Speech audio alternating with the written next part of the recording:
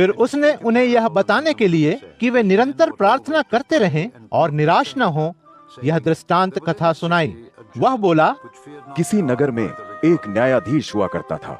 वह न तो परमेश्वर से डरता था और न ही मनुष्यों की परवाह करता था।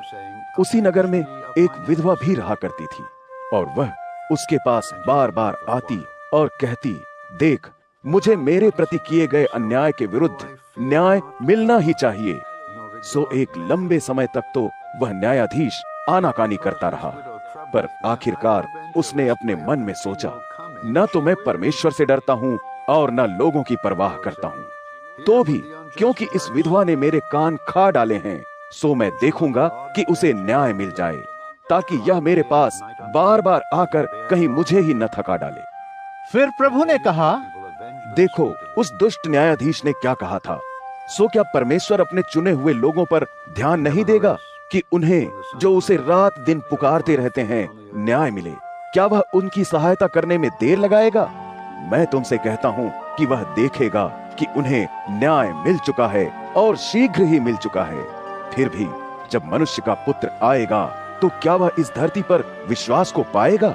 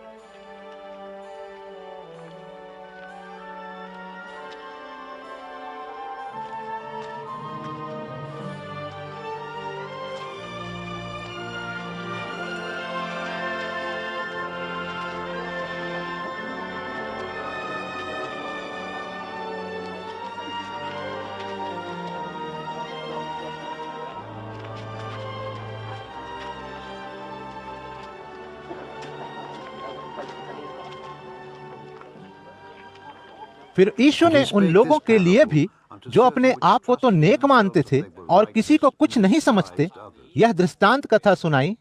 मंदिर में दो व्यक्ति प्रार्थना करने गए। एक फरीसी था और दूसरा कर वसूलने वाला।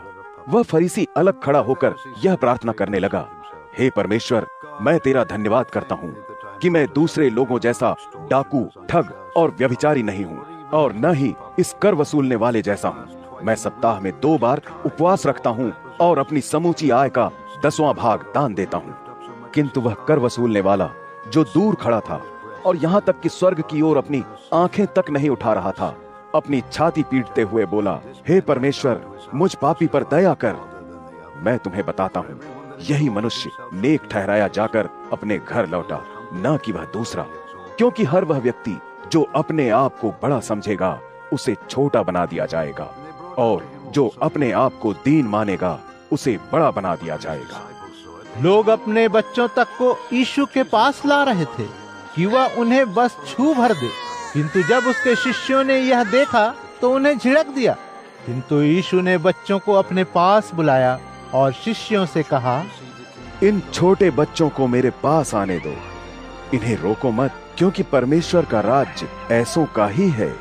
मैं सच्चाई के साथ तुमसे कहता हूँ कि ऐसा कोई भी जो परमेश्वर के राज्य को एक अबोध बच्चे की तरह ग्रहण नहीं करता, उसमें कभी प्रवेश नहीं पाएगा।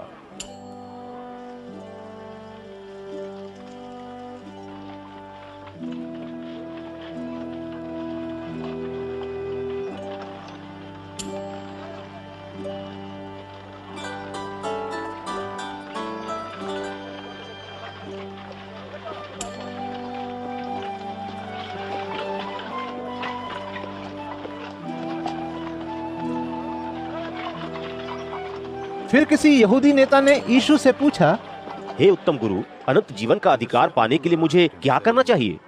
यीशु ने उससे कहा, तू मुझे उत्तम क्यों कहता है? केवल परमेश्वर को छोड़कर और कोई भी उत्तम नहीं है। तू व्यवस्था के आदेशों को तो जानता है, व्यभिचार मत कर, हत्या मत कर, चोरी मत कर, झूठी गवाही मत दे, अपने पिता और माता का आदर कर। वह यहूदी नेता बोला, मैं इन सब बातों को अपने लड़कपन से ही मानता आया हूँ।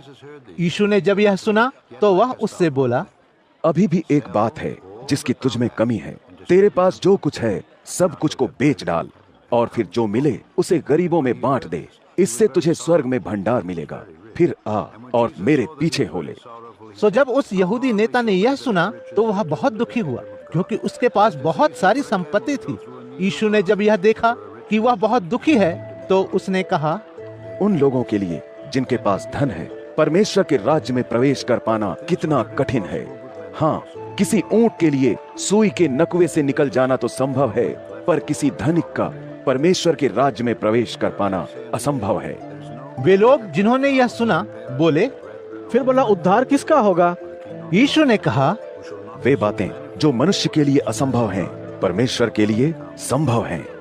फिर पतरस ने कहा, देख, हमारे पास जो कुछ था तेरे पीछे चलने के लिए हमने वह सब कुछ त्याग दिया है। तब यीशु उनसे बोला, मैं सच्चाई के साथ तुमसे कहता हूँ, ऐसा कोई नहीं है जिसने परमेश्वर के राज्य के लिए घर बार या पत्नी या भाई बंधु या माता पिता या संतान का त्याग कर दिया हो और उसे इसी वर्तमान युग में कई गुना अधिक न मिले और आने वाले काल में वह अनंत जीवन को न पा जाए। फिर यीशु उन 12 प्रेरितों को एक और ले जाकर उनसे बोला, सुनो, हम यरूशलेम जा रहे हैं। मनुष्य के पुत्र के विषय में नबियों द्वारा जो कुछ लिखा गया है वह पूरा होगा। हाँ, वह विधर्मियों को सौंपा जाएगा, उसकी हंसी उड़ाई जाएगी, उसे कोसा जाएगा और उस पर थूका जाएगा। फिर वे उसे पीटेंगे और मार डालेंगे और तीसरे दिन वह फिर जी उठेगा। इनमें से कोई भी बात वे नहीं समझ सके। यह कथन उनसे छिपा ही रह गया। वे समझ नहीं सके कि वह किस विषय में बता रहा था।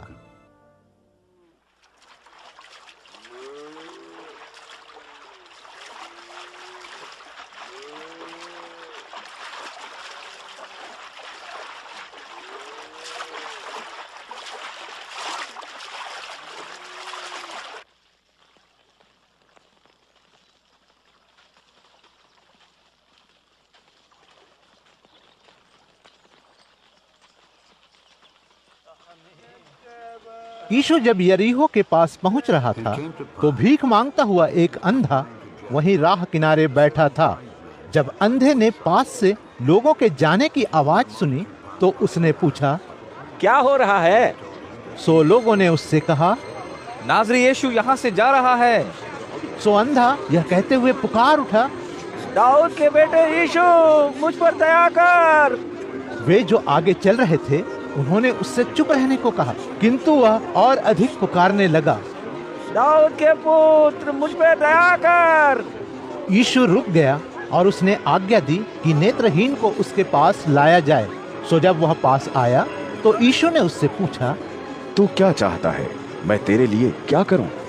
उसने कहा, हे प्रभु, मैं फिर से देखना चाहता हूँ। इस पर यीशु ने कहा, तुझे ज्योति मिले, तेरे विश्वास ने तेरा उद्धार किया है।